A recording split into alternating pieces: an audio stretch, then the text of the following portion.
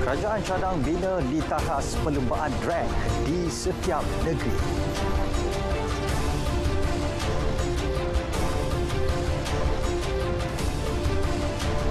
Maha 2022 terus tarik kehadiran pengunjung.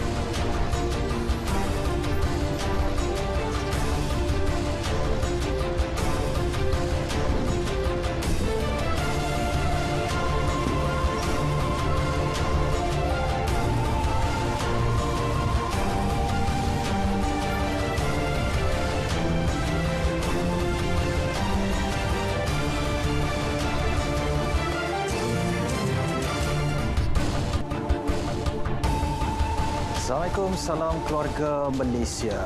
Anda bersama saya Azamri Hussein dalam berita wilayah Sabtu 13 Ogos 2022 membawakan laporan terkini dari seluruh negara. Lintas langsung dari Sabah, Sarawak dan juga Kelantan mengisi paparan petang ini. Terus setia sejam bersama berita wilayah.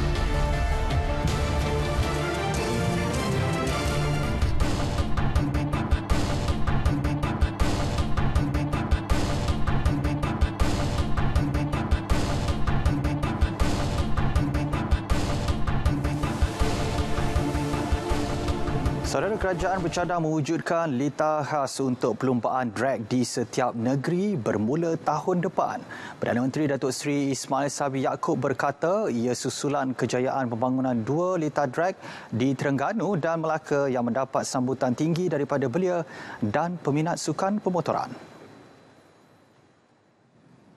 Cadangan ini akan dimasukkan ke dalam bajet 2023 yang akan dibentangkan pada bulan Oktober nanti.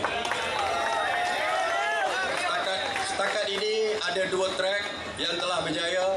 Tahniah kepada Kerajaan Negeri Terengganu yang mempunyai trek mereka sendiri dan juga di Melaka. InsyaAllah tahun depan setiap negeri, Johor, Pahang, semua negeri akan mempunyai trek drag race khusus untuk riders yang saya kasihi.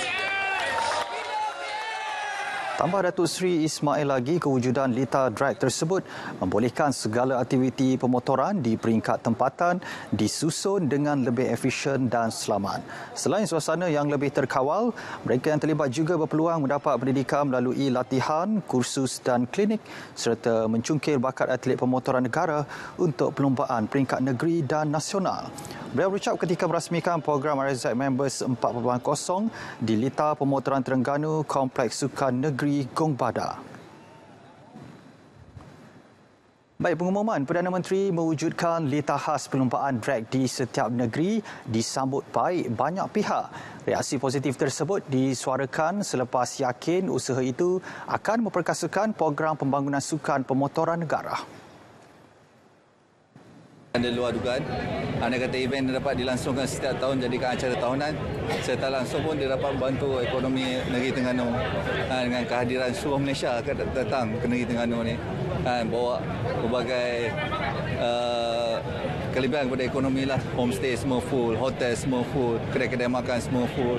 Alhamdulillah, sebab kita nampak rakyat Malaysia ni suka pemotoran. Jadi kerajaan pun sudah nampak untuk pemotoran ni boleh berkembangkan ekonomi negeri Terengganu. Jadi akan datang ni harap kerajaan support lah. Tak tahu ada event RZ member. Sementara itu, Ahli Dewan Undangan Negeri Seberang Takhir, Datuk Seri Ahmad Razif Abdul Rahman berkata, idea mewujudkan lita berkenaan pernah dicetusnya pada 2015 ketika menyandang jawatan Menteri Besar Terengganu. Kerajaan Negeri Terengganu pada masa sekarang ini menyediakan satu peruntukan khas lah untuk Persatuan Pemotoran Negeri Terengganu menganjurkan event-event seperti ini dan mungkin boleh pergi kepada peringkat yang lebih tinggi dan tempat ataupun tapak bagi event-event yang peringkat antarabangsa, insya-Allah. Dalam pada itu, menerusi program tersebut, seorang pemuda dari Kuala Terengganu, Muhammad Tarmizi, diumumkan sebagai pengunjung bertuah menerusi cabutan bertuah yang dilakukan Perdana Menteri tengah hari tadi. Tarmizi membawa pulang sebuah motosikal Yamaha RZ Catalyzer. Turut ditawarkan hadiah utama berupa sebuah motosikal Yamaha R1 1000cc bernilai RM135,000 dan 2 buah Yamaha RZ bernilai RM60,000. Program anjuran Kelab Rekreasi Terengganu Pacers itu menghimpunkan puluhan ribu jentera Yamaha RZ terbesar Malaysia. Tujuannya meraihkan minat anak-anak muda secara sihat dan membina suasana positif dalam kalangan pecinta sukan pemotoran dari seluruh negara.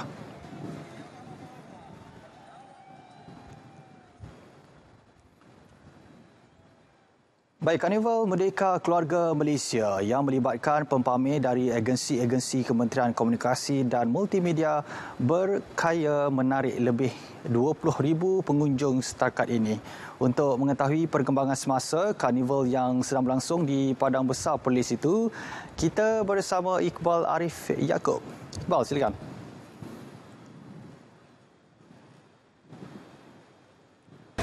Baik, saya sekarang berada di Unimap Sungai Cucuh bersama-sama kita menjayakan Karnival Merdeka Keluarga Malaysia at Padang Besar yang sememangnya meriah dengan pelbagai aktiviti dan juga pengisian bersama-sama kita menyemarakkan semangat patriotisme sempena Bulan Kebangsaan nanti. Dan sekarang saya juga bersama dengan Timbalan Menteri Komunikasi dan Multimedia Malaysia merangkap Ahli Parlimen Padang Besar sendiri iaitu Yang Berhormat Datuk Zahidi Zainal Abidin. Assalamualaikum Datuk. Waalaikumsalam. Allah berkatuh.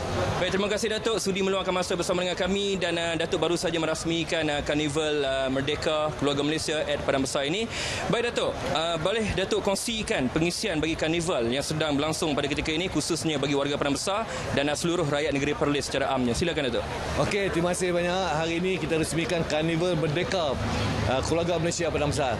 Jadi Karnival ni yang pertama sekali adalah penghargaan kita. Baik. Kerana kita hadapi kemerdekaan, bulan kemerdekaan dan sebagainya. Dan juga kita menentang COVID-19 kerana KCOM adalah kementerian yang bertanggungjawab kempen supaya rakyat menjaga SOP dan sebagainya. Dan hari ini kita berjaya dan kita membuat sambutan di sini kemerdekaan kita kerana kita berjaya menentang COVID-19 daripada pandemik menjadi endemik. Jadi ini satu dua kerjaan. Jadi program ini di samping kita bergembira, kita mengadakan sambutan, kita ada pengisian. Pengisian kita ni berbagai-bagai agensi daripada KCOM berada di sini. Contohnya Jabatan Penyiaran, Jabatan Penerangan, Mainik, MDEC dan sebagainya lah, maknanya Finas, semua terlibat di bawah agensi kita. Dan hari ini pengisiannya kita bagi penangan tentang apa yang ada di kementerian dan apa yang manfaat penduduk Padang Besar boleh dapat. Di antaranya juga kita bagi juga handphone percuma, tab percuma kita bagi.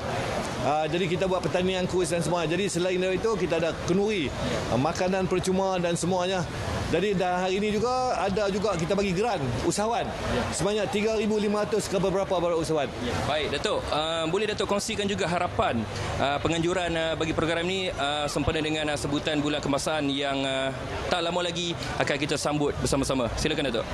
Okey, pertama sekali kita harap bahawa di Padang Besar ni maka kita celek digital lah. Jadi hari ini di kementerian ni mana kita nak kalau warga Padang Besar ni celek digital, di mana hari ini MC turun. Kalau kawasan yang tak ada connectivity tu kita bagi tahu ada ni.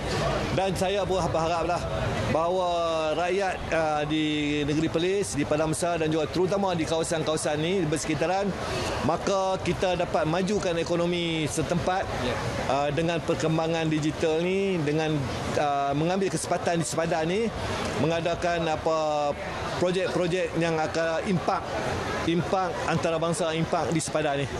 Baik, terima kasih Datuk yang sudi bersama dengan kami meluangkan masa seterusnya menyempurnakan majlis pada hari ini. #Keluarga Malaysia Teguh Bersama. Saya Iqbal Arif Yaakob. Silakan. Terima kasih. Baik, terima kasih Iqbal langsung dari Padang Besar. Baik, sementara itu dalam perkembangan lain, Datuk Zahidi Zainal Abidin yang juga merupakan Ahli Parlimen Padang Besar mengumumkan projek hospital digital di Padang Besar Perlis akan direalisasikan tidak lama lagi. Ujarnya selepas beberapa kali tertangguh, projek hospital kedua di negeri itu bakal dilengkapi peralatan berteknologi tinggi selain memanfaatkan teknologi 5G termasuk dalam proses pembedahan.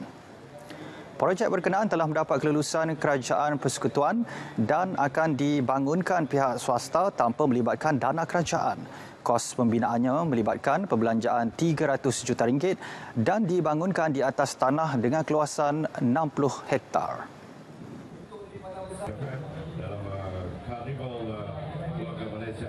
Hospital digital ni kalau nak buat operasi tertentu, maka kita guna pakar-pakar luar negeri dan di Kuala Lumpur. Terus yang dengan digital ni maknanya 5G, sebab kita dah bincang dengan Telekom untuk 5G dan sebagainya. Kita dah bincang maknanya boleh buat operasi dengan menggunakan 5G saja. Kita gunakan maknanya gunakan internet connectivity dan sebagainya. Ada gambar semua kita boleh tengok sekali, operation semua dah boleh tengok lah. Visualnya boleh ada di sini. Walaupun doktor tu berada di Amerika ataupun di Eropah. Beliau ditemu berita selepas Majlis Perasmian Karnival Merdeka Keluarga Malaysia di Padang Besar Perlis. Saudara, penganjuran MAHA 2022 akan berakhir esok. Pelbagai teknologi baharu demi memperkasakan sektor pertanian pintar dipamerkan untuk manfaat golongan sasar.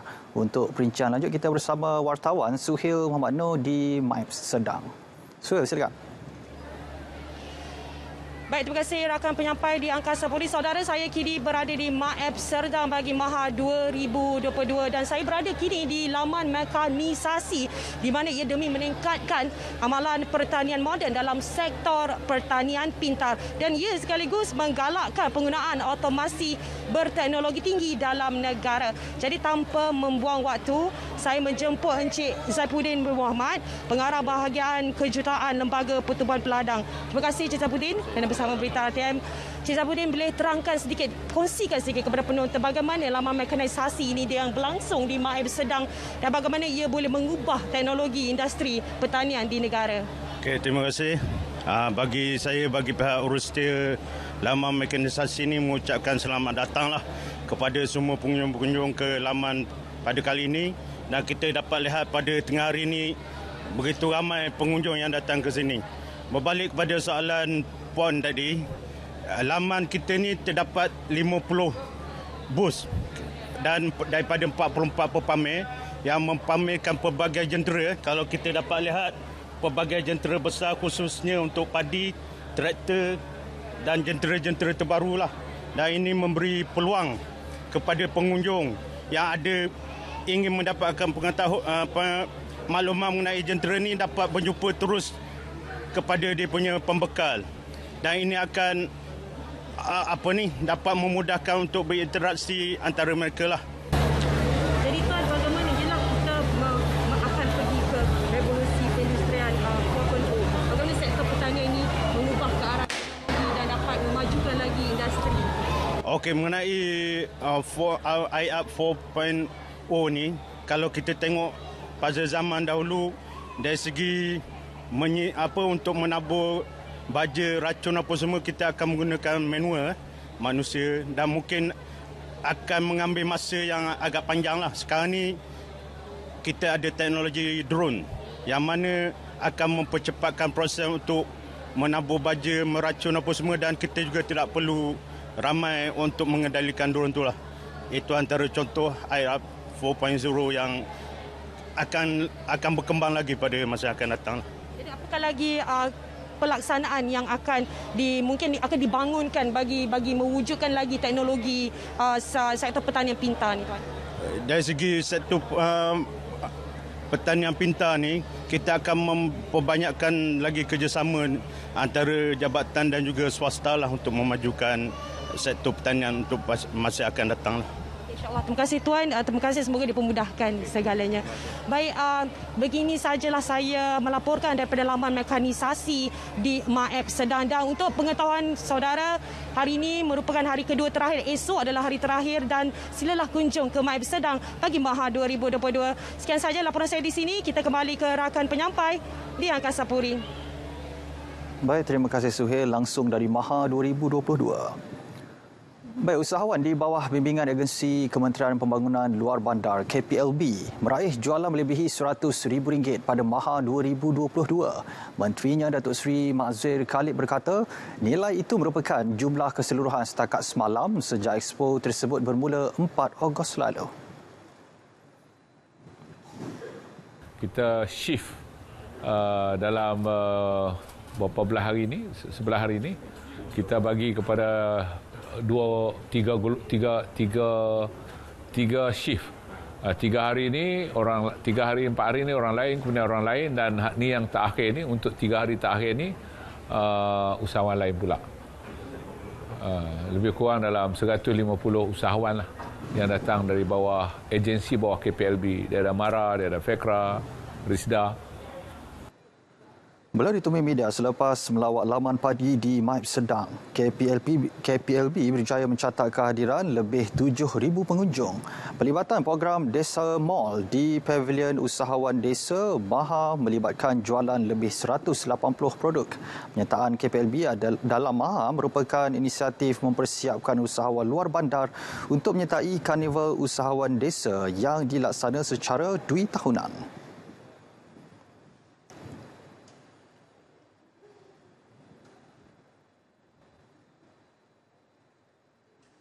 Baik, penggunaan teknologi dan mekanisasi dalam sektor pertanian agro makanan ternyata memberi impak dalam menangani isu sekuriti makanan negara.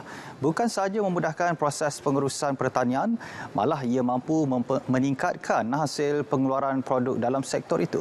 Wartawan Adliah Habibullah ada perinciannya. Berbanding kaedah pertanian konvensional, adaptasi teknologi terutama dalam proses pengurusan pertanian seperti penanaman padi memudahkan petani. Menerusi teknologi Rice Information Management System, RIMS, notifikasi mengenai ramalan cuaca akan diterima petani bagi menyusun aktiviti penanaman mengikut kesesuaian, seterusnya mengelak pembaziran kos operasi. Dia memberi juga ramalan cuaca 7 hari lebih khusus untuk kawasan sawah sepadan. So dengan ramalan cuaca, petani dapat membuat perancangan aktiviti penanaman mereka dengan lebih baik. Penggunaan teknologi juga merubah lanskap pertanian sekaligus meningkatkan bekalan makanan dan produktiviti. Kita sudah guna teknologi yang canggih sekarang. Kerja-kerja yang mengulang kita bagi mekanisasi atau jentera untuk uruskan. Sekarang kita masih dapat menghasilkan 70% saja hasil beras kita. So ada 30% lagi perlu diisi. So semoga aplikasi teknologi Smart Agriculture ni dapat menyelesaikan masalah tersebut. Kalau dulu kita terpaksa pakai pam racun. Jadi banyak pokok-pokok padi dipijak dan mati. Sekarang ni bila pakai drone, jadi dia spray dengan sekata. Serangga tu kita dari segi kita boleh hapus serangga tu memang 90% lebih keberkesanan dia. Dan juga dari segi pakai drone ni kita boleh tabur benih menggunakan drone, kita boleh membaca menggunakan drone, dan juga kita boleh meracun pun kita boleh menggunakan drone. Macam kita golongan muda, kita tahu ke arah teknologi 4.0 IR teknologi. So daripada kita nampak yang ini untuk pesawah-pesawah ni kerjaan dia lebih mudah. Harapan saya memang dengan teknologi ni kita dapat meningkatkan sekuriti makanan kita supaya bekalan-bekalan makanan kita terjamin dan sebagainya. Penggunaan mekanisasi dan teknologi moden dilihat berupaya merancakkan sektor agropertanian. Menerusinya, ia berupaya meningkatkan hasil tanaman berbanding tanaman secara konvensional, sekaligus meningkatkan kualiti produk dengan kawalan risiko yang lebih baik. Adliah Habibullah, RTM. Saudara, kita ikuti perkembangan cuaca semasa di seluruh negara bersama Pegawai Met Malaysia Abdul Azzad Nazmi. Saksikan. Assalamualaikum dan salam sejahtera. Laporan cuaca petang ini kita mulakan dengan pemantauan keadaan cuaca semasa menunjukkan cuaca panas dan juga kering mendominasi di hampir semua negeri di semenanjung Malaysia buat masa ini.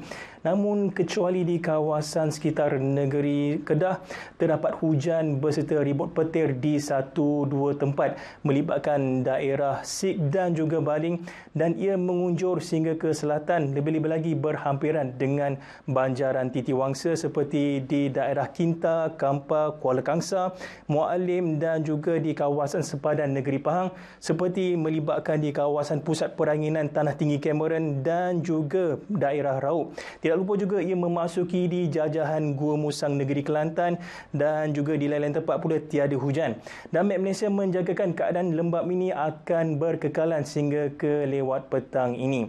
Kita beralih ke negeri Sabah dan juga Sarawak, sedikit berbeza kerana taburan hujan yang agak tinggi terdapat di hampir semua bahagian di negeri Sarawak di sini.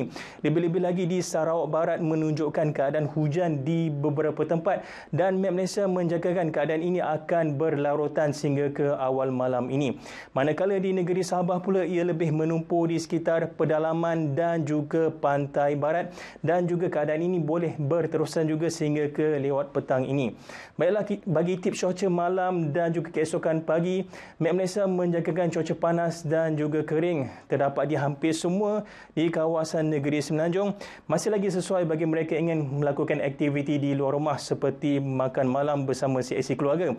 Namun haruslah berwaspada di kawasan sekitar Banjaran Titiwangsa seperti di kawasan pedalaman melibatkan negeri Perak dan juga Pahang di Tanah Tinggi Cameron. Manakala di negeri Sabah dan juga Sarawak akan kekal lembap, lebih-lebih lagi di hampir semua bahagian di negeri Sarawak dan juga Sabah Barat. Sekian dahulu laporan cuaca buat petang ini. Dapatkan informasi cuaca di laman Sesawang dan juga media sosial kami. Saya Abdul Aizat. Assalamualaikum.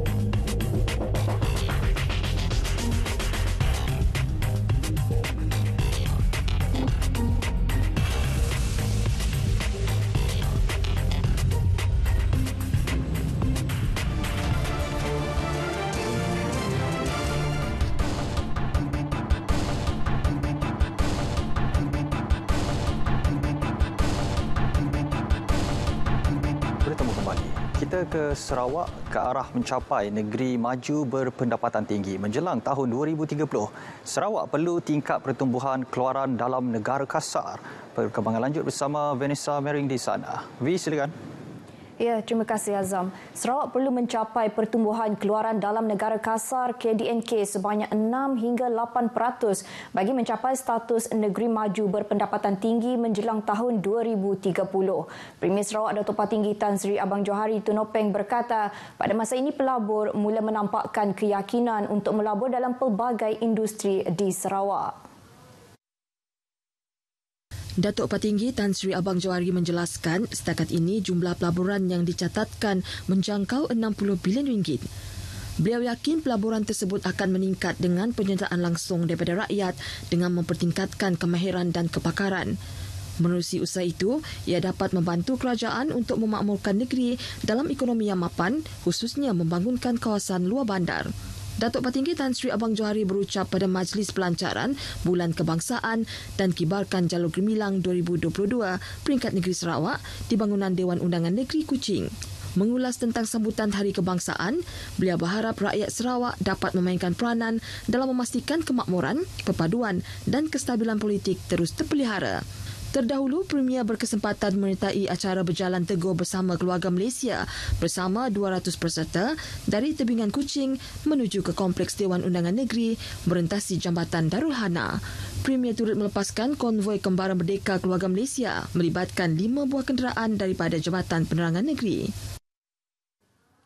Sementara itu, pelbagai pengisian telah disusun atur di setiap hentian konvoi kembara Merdeka Keluarga Malaysia KMKM 2022 kali ini. Pengarah Jabatan Penerangan Malaysia Japan Negeri Sarawak Jaafar Jantan berkata, antara program tersebut adalah program Semarak Gemilang, Infiesta Pentarama dan penyerahan jalur gemilang kepada komuniti keluarga Malaysia dan sekolah.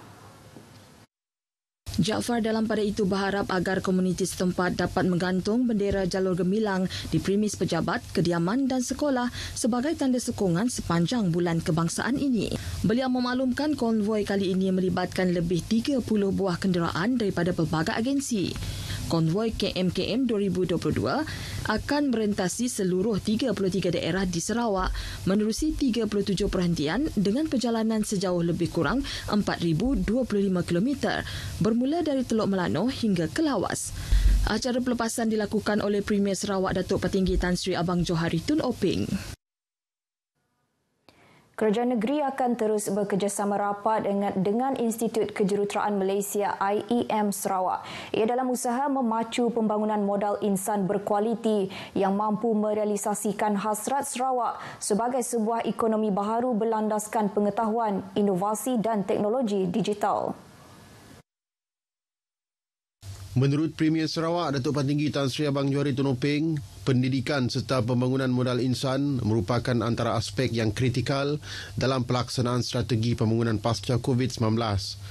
Menerusi PCDS, Kerajaan negeri menyasarkan peningkatan jumlah pelajar dalam subjek sains sebanyak 40%, mengurangkan kadar pengangguran di bawah 1.2% dalam meningkatkan jumlah pendaftaran dalam latihan teknikal dan vokasional TVET sebanyak 20% menjelang tahun 2025. Justru kerajaan negeri telah meluluskan geran jumlah RM1 juta serta tapak seluas 2.43 hektar tanah di kawasan Muara Tuang, Kota Semarahan kepada IEM Sarawak bagi projek pembinaan pusat kejuruteraan antarabangsa yang akan menjadi platform penyelidikan dan pembangunan teknologi. Datuk Petinggi Tan Sri Abang Johari juga berharap lebih ramai golongan muda yang mengambil jurusan kejuruteraan dalam bidang digital dan petrokimia selari dengan fokus Sarawak terhadap transformasi ekonomi digital serta pembangunan tenaga boleh diperbaharui secara mampan. Beliau berucap merasmikan majlis makan malam IEM yang berlangsung di Kuching. Pada majlis tersebut, Premier Sarawak juga menyaksikan tukaran dokumen memorandum persefahaman antara IEM, Jabatan Kerja Raya Sarawak, Universiti Teknologi Swinburne Sarawak dan PCSS Consultancy Sdn Bhd yang akan bekerjasama dalam pembangunan pusat kejuruteraan antarabangsa. Kerja-kerja pembinaan lapangan terbang lawas yang baharu dijangka bermula pada suku pertama tahun depan. Timbalan Premier Datuk Amar Awang Tengah Ali Hassan berkata, kerja-kerja pembinaan dijangka siap pada penghujung tahun 2026. Lembaga Pembangunan Koridor Wilayah Rikoda akan menjadi agensi pelaksana projek berkenaan. Beliau berkata pembinaan lapangan terbang itu tiba tepat pada masanya kerana beberapa projek mega lain yang akan dilaksanakan di rantau ini. Datuk Amar Awang Tengah memaklumkan ini termasuk projek mega seperti Lebuh Raya Pesisir Utara, Sarawak Sabah Link Road dan Lebuh Raya Trans Borneo yang akan dilengkapi dengan lapangan terbang yang baru itu. Beliau juga pengerusi agensi pembangunan wilayah utara menyatakan demikian dalam kenyataan yang dikeluarkan oleh Rikoda selepas merasmikan penutupan makmal penilaian lapangan terbang lawas yang baru di Kuching. Lawas kini mempunyai lapangan terbang pelepasan dan peneratan singkat atau stolpot yang telah beroperasi sejak tahun 1961.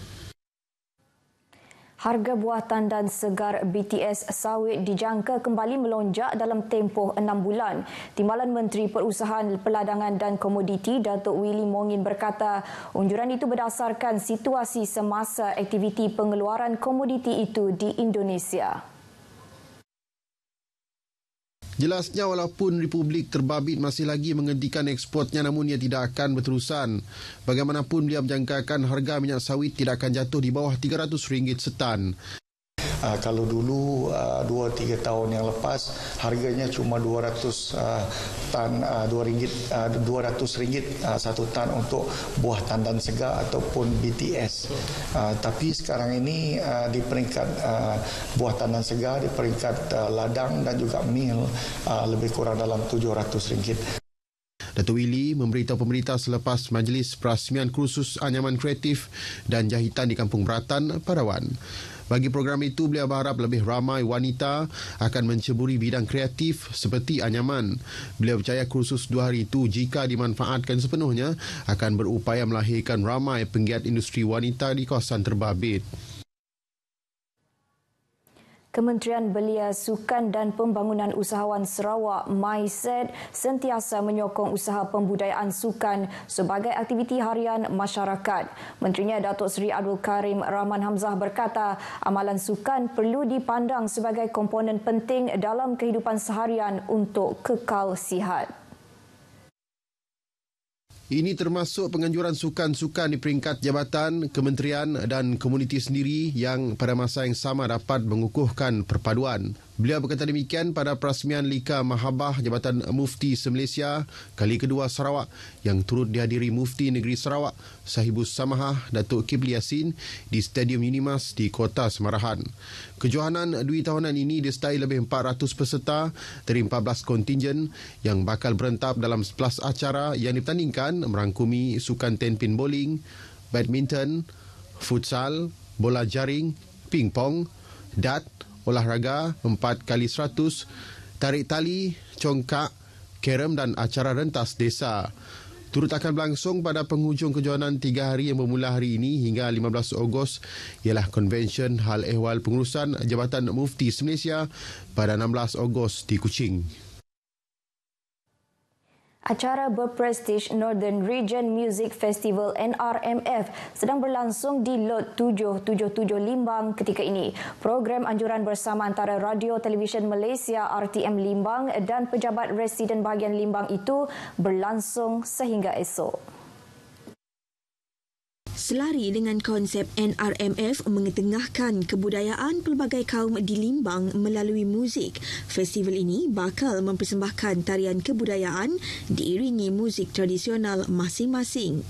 Antaranya kaum Melayu, Kedayan, Lun Bawang, Iban, Bisaya, Gabungan Persatuan Cina, Kelabit dan Tagal Okolot. Mencuri tumpuan hari ini di Reruai RTM Limbang dengan menampilkan penyampai-penyampai Limbang FM selain diadakan kuis berkonsepkan Bulan Kebangsaan dan pelbagai lagi. Acara penangguhan perasmian akan berlangsung malam esok bakal menampilkan persembahan daripada barisan artis terkenal tanah air antaranya Ramlah Ram, Jacqueline Victor, Izzat Lazim dan Bob Yusof. NRMF kali pertama diadakan pada tahun 2019 di tapak lapangan terbang Lama Limbang.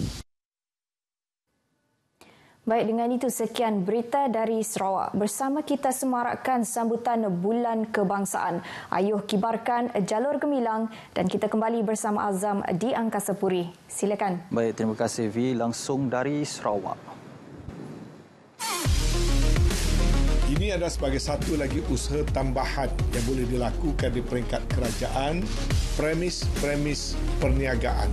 Terutama sekali premis perniagaan yang disewakan kepada peniaga-peniaga kecil. Sama ada yang mengeluarkan ataupun terlibat dalam perkhidmatan makanan, menjual, menjaja dan sebagainya yang terletak di bawah bidang kuasa kementerian-kementerian dan agensi-agensi kerajaan. Hendaklah menurunkan kadar sewa minimal sekurang-kurangnya antara 10 ke 20%.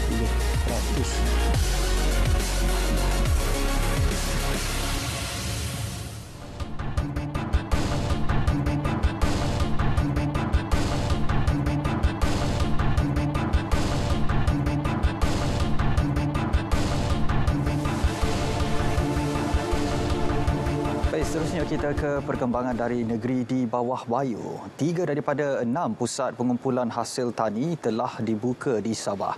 Perinciannya langsung bersama Muhammad Syarizam Awang di Kota Kinabalu. Ijam, silakan. Ya, Azam.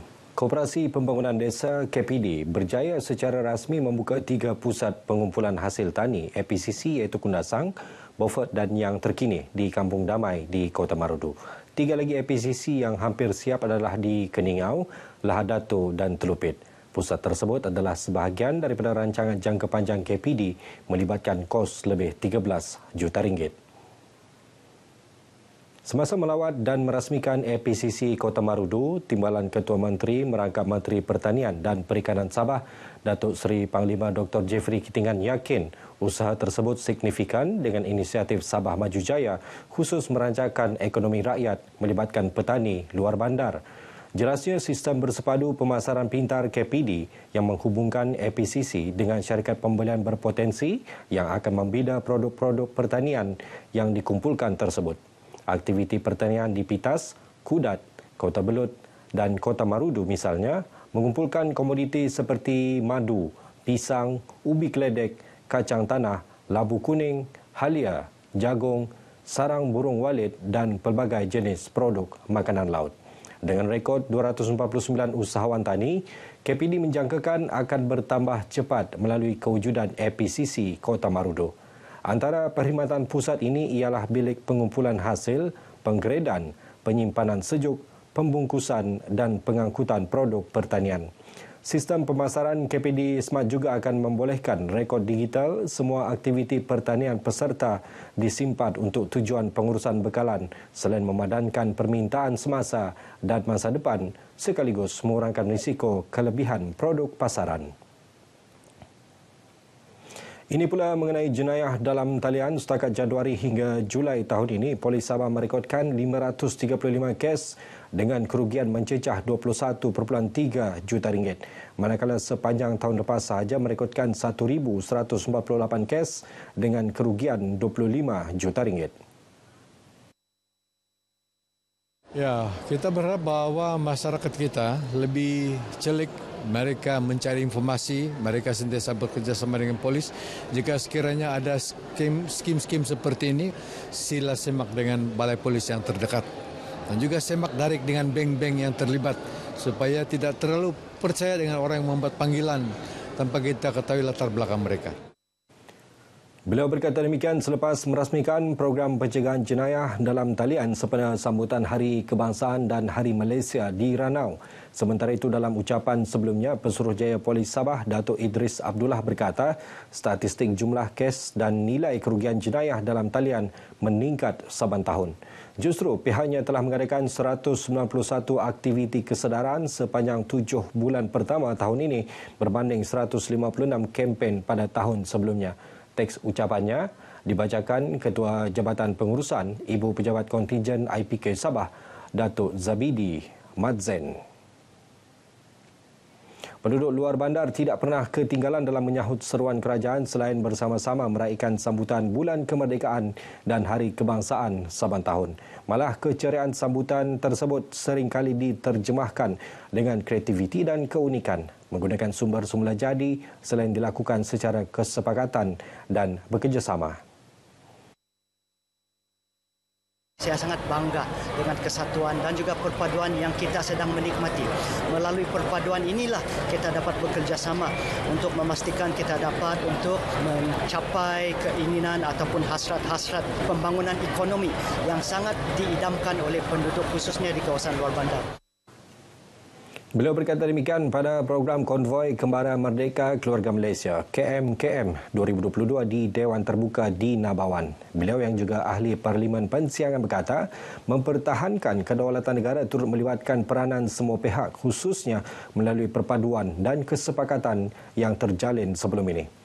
Semalam, program Konvoi KMKM turut singgah perkarangan SMK SUK yang disambut 500 pelajar dengan pengisian menandatangani buku kembara dan penyerahan jalur gemilang kepada jabatan dan agensi kerajaan. Jawatan Kuasa Pembangunan dan Keselamatan Kampung JPKK diminta untuk mengadakan program gotong royong secara berkala di kawasan masing-masing. Langkah berkenaan penting bagi mengekalkan kesedaran selain memupuk budaya pentingkan penjagaan kebersihan persekitaran dalam kalangan masyarakat. Kita menggalakkan jawatan kuasa di kampung, ketua kampung mengerusi JPKK di kampung masing-masing untuk kerap melakukan gotong royong mini ini di kawasan masing-masing. Kerana dalam kita ingin memastikan kebersihan di kawasan kita terjaga, ianya perlu dilakukan secara berterusan. Melakukan aktiviti secara berkala, kalau boleh sebulan sekali. Beliau berkata demikian semasa ditemui selepas merasmikan program gotong royong perdana di Kampung Meruntum, Putatan. Program tersebut adalah kesinambungan daripada program Putatan Bersih 2022 yang dilancarkan pada April.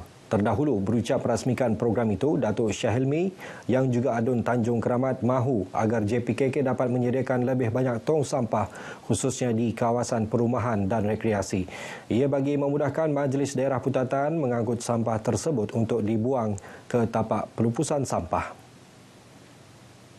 Pemupukan rangkaian dan penglibatan pemain dalam kalangan acara perniagaan di Sabah akan terus berlangsung di Terajui Lembaga Pelancongan Sabah STB. Perkongsian strategik ini juga diharapkan mampu menarik kepada penganjuran acara yang lebih besar dan berprestij di negeri ini.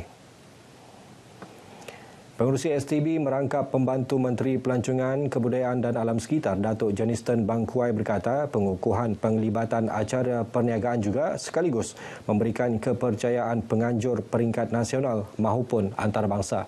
Beliau berkata demikian pada majlis menandatangani Memorandum Persefahaman MOU antara The Heritage Sendirian Berhad, Pusat Konvensyen Antarabangsa SICC dengan pembekal pembangunan kemahiran dan hospitality di Kota Kinabalu.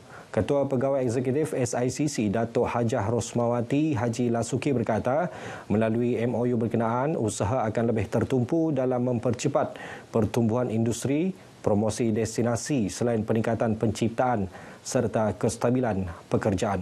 Presiden Persatuan Penganjur, Pembekal Konvensyen dan Pameran Malaysia, Masius, Francis Teo pula berkata, pihaknya bersedia bekerjasama dalam memastikan acara perniagaan di negeri ini memenuhi kriteria dan menjadi destinasi pilihan. Turut berlangsung Memorandum Persefahaman MOU antara SICC, pengusaha hotel tempatan dan ahli akademik bagi menggariskan kerjasamanya dalam membentuk komuniti tempatan acara perniagaan di Sabah. Seramai 80 peserta berasal dari Semenanjung Sarawak dan wilayah Persekutuan Labuan menyertai program Jalinan Integrasi Mahasiswa di Pekan Bongawan Papar. Mereka merupakan pelajar Institut Pendidikan Guru Tuaran, Kota Kinabalu, Tawau dan Keningau, Kolej Komuniti Tawau, Sandakan dan Beaufort, Politeknik Kota Kinabalu serta mahasiswa daripada Universiti Malaysia Sabah. Para mahasiswa dapat mengenali lagi budaya, masyarakat, suku kaum, etnik. Khasnya di negeri Sabah ini kita terdiri daripada berbagai etnik, budaya dan masyarakatnya hidup dalam keadaan aman dan juga harmoni. Kita mengharapkan apabila mereka telah mengikuti program ini dapat berkongsi resipi kemakmuran, keamanan, kesejahteraan masyarakat berbilang kaum di negeri Sabah. Bagi saya, program ni tak semua orang dapat peluang. Maka saya ni ambil peluang ni dengan ikhlas hati lah kan. Dengan saya boleh belajar banyak lagi budaya baru lagi kat sini yang saya memang tak pernah lagi sampai kat daerah Papar ni. Saya berasal dari Selangor, so teruja juga nak belajar tentang budaya dengan kebiasaan orang Sabah. Mengenali lebih lanjut tentang budaya orang Sabah. Ini bagi saya macam sebagai satu cabaran jugalah saya nak menerokai budaya-budaya Sabah gini. Sebab saya Cina ni macam mau jugalah ketahui budaya-budaya dekat Sabah, kaum-kaum lain semua ni. Program 5 hari ini anjuran Jabatan Perpaduan Negara dan Integrasi Nasional JPNIN Sabah melibatkan 27 keluarga angkat sekitar kampung BPC, Seri Serbang dan Tanjung Hulu Giok, Bongawan. Baik, sekian paparan dari negeri Bawah Bayu, Keluarga Malaysia Teguh Bersama. Untuk lebih banyak perkembangan semasa di tanah air, terus saja bersama Azam. Silakan Azam. Baik, terima kasih Ijam langsung dari Sabah.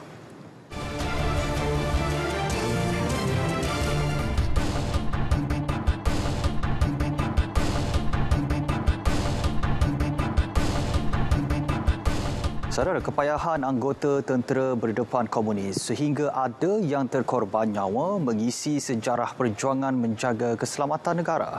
Perinciannya kita langsung bersama Muhammad Amirul Hafiz Rosli langsung dari Kota Baru, Kelantan. Mirul, silakan. Baik, terima kasih. Terpaksa makan hidupan liar seperti monyet dan ular untuk kelangsungan hidup antara pengorbanan seorang wiranegara mempertahankan tanah air ketika misi membanteras komunis. Menceritakan pengalaman tersebut, bekas Komando Angkatan Tentera Malaysia ATM, Korporal Muhammad Rani Hussein, 63 tahun berkata, beliau bersama hampir kira-kira 30 anggota regimen yang menyertai operasi hentam paksi di hutan Bentong Pahang pada 1982. Ikuti laporan disediakan Muhammad Fikri Zaid sempena Bulan Kebangsaan kali ini. Operasi disertai Muhammad Rani bukan misi biasa, tetapi bertujuan menjejaki pengganas paling dikhendaki iaitu Ketua Parti Komunis Melaya PKM, Chim Peng. Katanya Chim Peng yang licik dan mahir tentang selok-belok hutan menyebabkan usaha untuk menjejaknya sukar. Faktor itu menyebabkan operasi dilanjutkan kepada 2 minggu, mengakibatkan pasukannya kehabisan sumber dan terpaksa makan apa saja untuk hidup. Jadi macam-macam pokok-pokok ni kita dah tahu. Pokok nibung boleh kita makan umbuk. Kapur dia kita perlu makan. Jadi tak ada jadi masalah. Cuma penat di segi yalah makan ni lagu tu dengan tidur tak tepat. Kita tidur pun tidur pakai tidur gitu, tidak pasal emok apa tak ada. Pakai tidur 5 orang ni. Kita tidur gitu lah. 5 orang. Kalau malam sore ni agak-agak safety nunggu sini jaga. Mengulas lanjut, Muhammad Rani yang juga Presiden Persatuan Veteran Tentera Tidak Berpencen Malaysia, PVTTBM Kelantan, turut menasihatkan generasi muda dapat menghayati pengorbanan besar yang telah dilakukan pasukan keselamatan demi keamanan negara. Pada kita duduk melepok Datuk Arwah ni, anak-anak Melayu kita ni, biarlah berjuang kepada berjasa pada bangsa, agama dan negara kita untuk tanah air. Kadang-kadang kita tak tahu sekarang ni kerana negara ambil ni. Antara pencapaian Muhammad Rani sepanjang berkhidmat dalam ATM adalah menerima anugerah Bingat Jasa Malaysia oleh Menteri Pertahanan Datuk Seri Hishamuddin Hussein pada 7 Ogos 2016 selain dipilih pejuang tanah air sempena sambutan Bulan Kebangsaan dan Hari Malaysia Peringkat Negeri Kelantan 2022. Laporan Muhammad Fikri Zaid. Kelab Media Kelantan Darul Naim Kemudi kembali menganjurkan pelbagai aktiviti secara bersemuka selepas 2 tahun tertangguh akibat pandemik COVID-19. Presiden Kemudi Majidah Ismail berkata ia meliputi aktiviti sukan dan riadah serta program kebajikan termasuk menyantuni kebajikan ahli, asnaf serta individu tidak berkemampuan.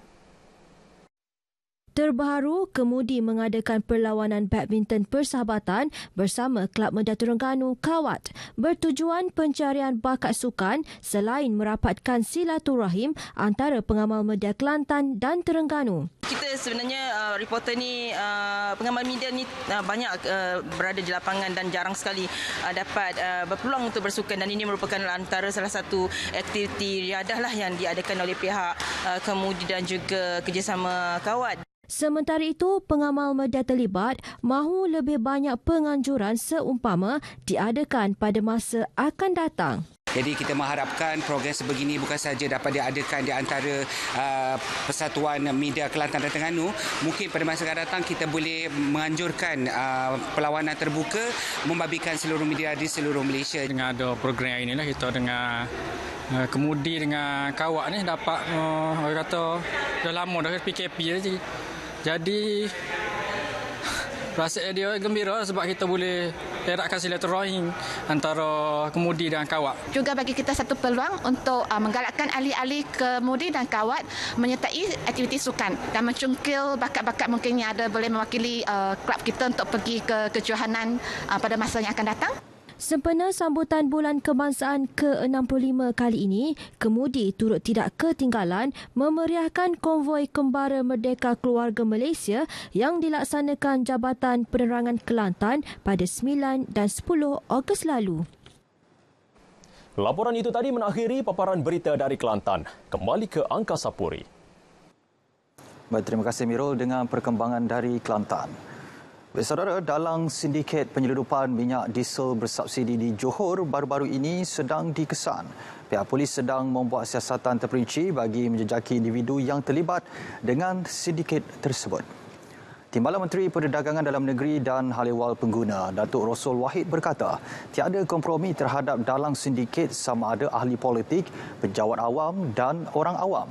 Sebelum ini terdapat laporan sindiket penyeludupan diesel dipercayai didalangi orang kenamaan yang melakukan aktiviti jualan di tengah laut. Andungkan bahawa kementerian tidak akan berkomit satu dia. Kalau dia jalan polisi, dia orang pejabat awam, dia orang biasa, dia pakai sekali dia tak kuat. Hanya tidak berkomit. Dia akan tegaskan kita ambil, jadi dia ada suatu kesehatan pada negara yang boleh mengurangkan ataupun boleh mengganggu rangkaian yang bersalah. Contohnya bagi mereka yang membutuhkan. KPDNHCP juga sedang mempertingkat penguatkuasaan bagi menangani ketirisan barangan bersubsidi termasuk diesel. Malah risikan dan pemantauan opsama dijalankan lebih kerap di kawasan panas terutama di negeri yang bersempadan dengan negara jiran. Baik, Kerajaan Pahang meneruskan inisiatif Bantuan Prihatin Pahang BPP bagi membantu rakyat yang terkesan akibat COVID-19. Bantuan diteruskan menerusi peruntukan sebanyak RM29.91 juta dan memanfaatkan 297,000 orang penerima.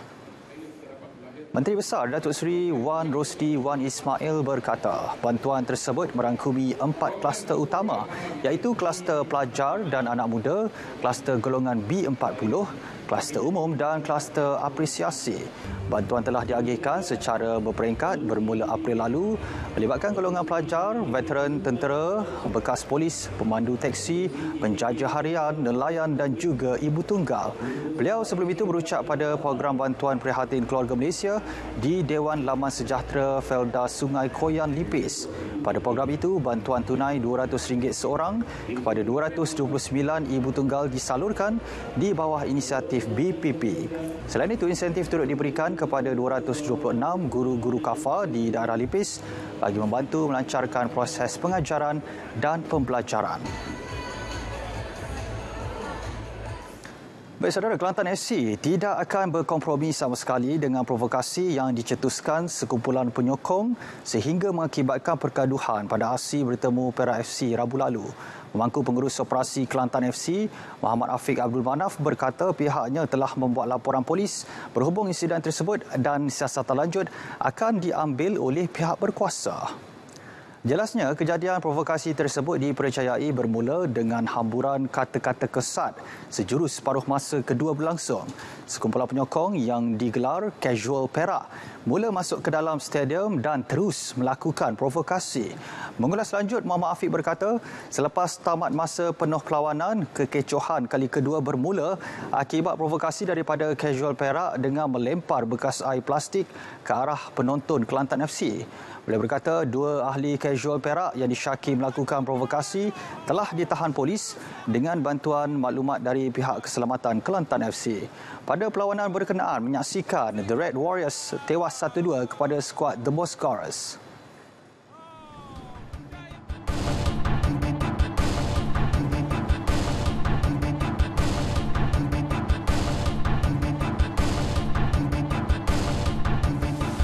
Tidak berakal dan sengaja mempersendakan agama Islam. Demikian reaksi Mufti Pulau Pinang, Datuk Seri Dr. Wan Salim Wan Muhammad Noor berhubung tindakan seorang wanita yang didakwa mengerjakan umrah berpakaian ihram seperti jemaah lelaki Tanah Suci di Mekah baru-baru ini.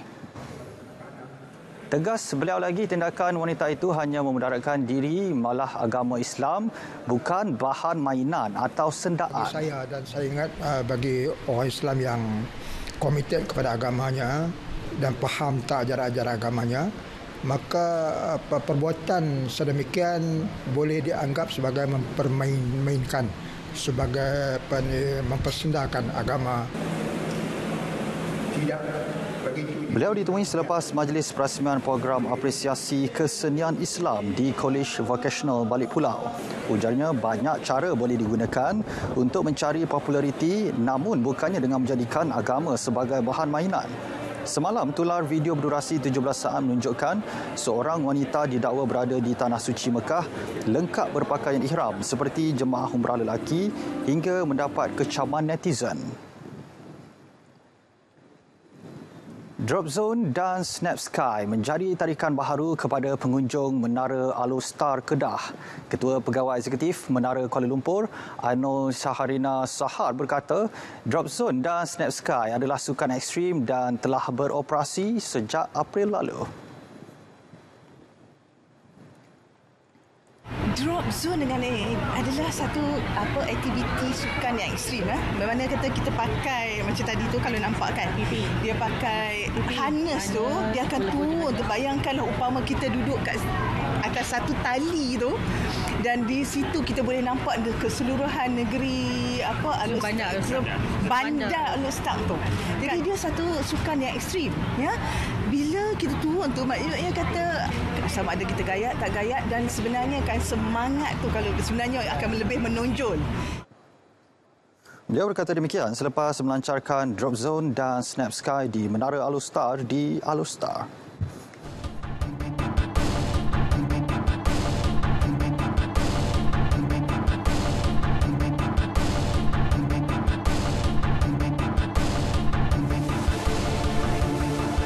Saudara, tindakan tegas akan diambil terhadap pelajar yang terlibat dalam kes buli di Maktab Rendah Sains Mara MRSM Kuantan. Menteri Pembangunan Luar Bandar Mak Zee Khalid berkata pihaknya tidak akan berkompromi dengan isu berkenaan dan pelajar terlibat boleh dibuang sekolah berdasarkan SOP sedia ada. Kes yang di Kuantan ni dah masuk kepada laporan polis. So, saya tak nak kita tak nak cakap komen apa-apa lagi. Biarlah polis yang siasat, kemudian balik, kemudian nanti kita tengok laporan tu. Sebab nanti kalau dah masuk kes polis, dua-dua pihak akan dipanggil. Biarlah polis buat siasatan. Beliau berkata demikian kepada media selepas melawat laman padi di Maib Sedang. Sebelum ini, tular seorang pengguna Facebook, Nazrah Muhammad, mendakwa tiada sebarang tindakan diambil pihak pengurusan MRSM berhubung kes buli berkenaan.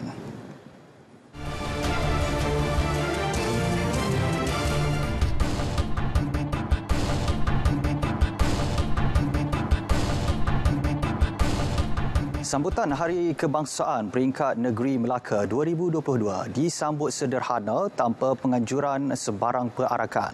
Esko Perpaduan dan Penerangan Negeri Ngui Hee Sam berkata, acara kali ini akan dilaksanakan secara statik yang akan berlangsung di dataran sejarah air keruh.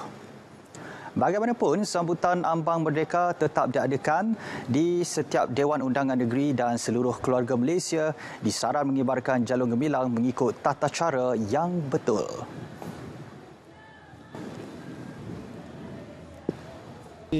Saya menyuruh rakyat Melaka, bulan kebangsaan ini kita bolehlah sama-sama kibar jalur gemilang. Lepas tu pada semua premis dan pada premis perniagaan dan juga bangunan kerajaan dan swasta lah. Kita menggalakkan semualah boleh pasang bendera, tunjuklah semua yang semangat patriotik bulan kebangsaan. Baik, kerajaan akan memperluaskan Sekretariat Rukun Negara SRN ke semua kampus Institut Pengajian Tinggi dalam negara bagi memperkasa penghayatan rukun negara dalam kalangan mahasiswa. Menteri Perpaduan Negara Datuk Halimah Muhammad Sadiq berkata, jumlah geran kepada SRN akan ditambah tahun depan bagi menjalankan aktiviti dan program berlandaskan modul program SRN. Ketika ini, 187 SRN aktif melibatkan IPT awam dan swasta, politeknik, kolej matrikulasi serta kolej komuniti. Modul yang akan dilancarkan Oktober depan dirangka bagi membentuk mahasiswa cakna Perlembagaan Persekutuan dan Rukun Negara. Kan tak lama lagi, dan di samping itu dia boleh improvise lah. Dia boleh reka apa juga program yang mereka pada pandangan mereka sesuai untuk kita lakukan apabila berada di universiti atau apabila berada di bersama dengan masyarakat, bila mereka turun buat khidmat bakti dengan orang kampung dan sebagainya. Baik saudara, berita wilayah 13 Ogos berakhir di sini. Dapatkan perkembangan sahih sepanjang masa melalui portal berita.rtm.gov.my. Separakan sambutan Bulan Kebangsaan dan marilah kita sama-sama kibarkan jalur gembira. Saya Azamudin Hussein, dengan itu Assalamualaikum, salam keluarga Malaysia.